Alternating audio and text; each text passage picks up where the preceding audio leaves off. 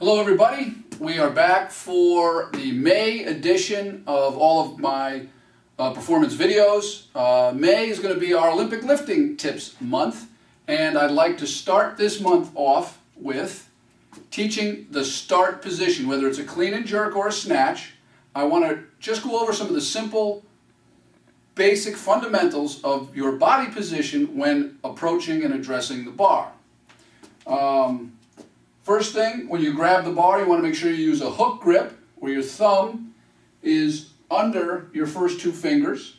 So anybody who's doing Olympic lifting needs to learn how to do that. It feels uncomfortable for the first week or two, but once you get used to it, you'll never want to grab the bar in a different way.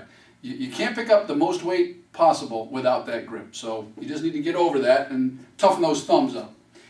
Once you assume the right position with your hands, the proper distance and width just outside your knees, you want to then position your feet correctly.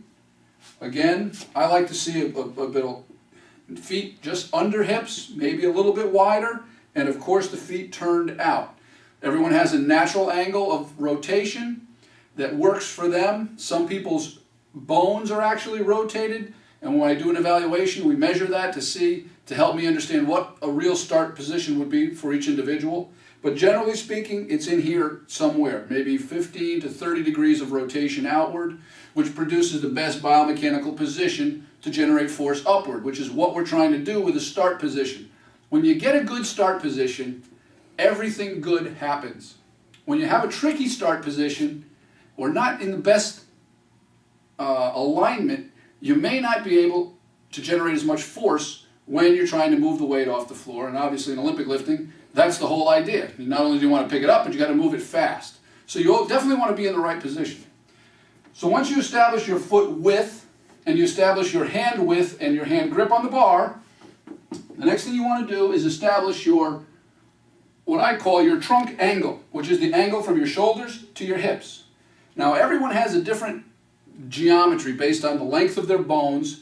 It's called somatometrics, something I learned from Tom DeLong out in California.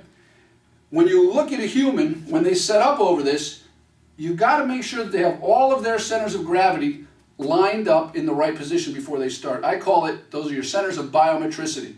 So I really want to focus on you learning how to find that trunk angle, because that trunk angle is key. And each individual has his or her own trunk angle that needs to be developed.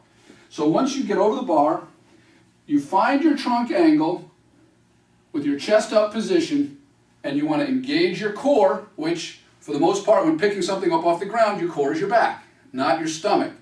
I want you to focus on all the paraspinal muscles going from your neck down to your sacrum.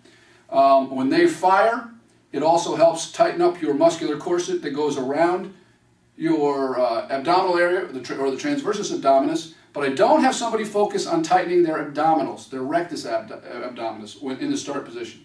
Actually, I've never once told an Olympic lifter to, hey, tighten your abdominals, but I tell them all the time to tighten their core, which is their back, when taking it off the floor. Once you do that, you establish that angle, then you have to establish where are you in relation to the bar. You need to be able to have the weight. The place that I like to see the weight when you're ready to take the bar off the floor is directly in your heel arch, which is where your heel meets your arch, and it's basically just in front of your ankle bone, just underneath the knot of your shoe. So it looks something like this from the side anyway. Then we'll take a shot from the front. This position, everything locked up, feet in the right place, and we're ready to move the ball.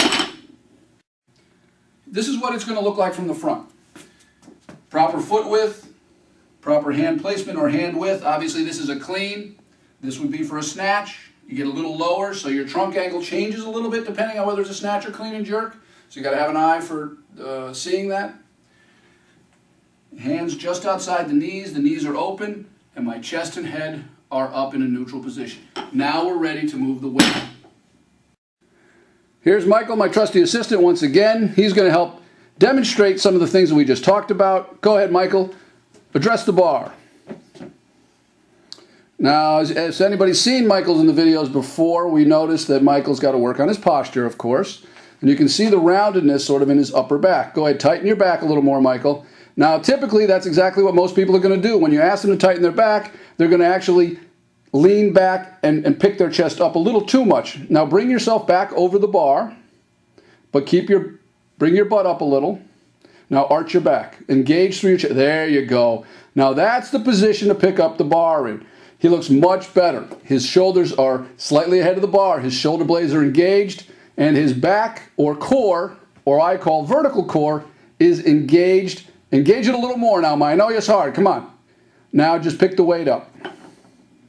Very good. So as you can see, start position is critical, and it's not always easy to find. It takes a lot of practice with a good eye to find it, and it takes a lot of practice when you're doing it yourself to really focus on getting yourself in the right position. And as you saw when I was readjusting Michael, you could see that he needed to get his weight a little bit more over the bar in order to take the weight out of his heels and get it under the heel arch. We don't look for it to be in the ball of the foot, off the floor. We don't look for it to be in the heel. We want it to be right under that heel arch position. We've got 3 more great videos coming up. Thanks a lot, everybody. We'll be seeing you next week.